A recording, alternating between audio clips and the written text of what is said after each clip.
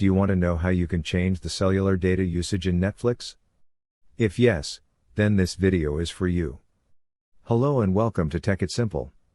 It's your host back again with yet another interesting tutorial video.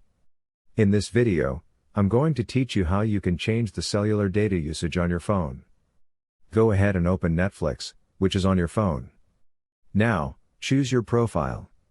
Click on your profile, which you can see on the bottom right-hand side, and click on the settings. Now, go to App Settings, and you can see Cellular Data Usage at the top. Tap on it, and there are options like Wi-Fi only, Save Data, and Maximum Data. You can click on Automatic, and it will be automatically selected. Or else, if you can disable this button, you can choose between Wi-Fi only, Save Data, and Maximum Data. So, if you want maximum data to be used by Netflix, go ahead and choose Maximum Data. And even if you are on cellular data, Netflix will run, and the maximum amount of data will be utilized.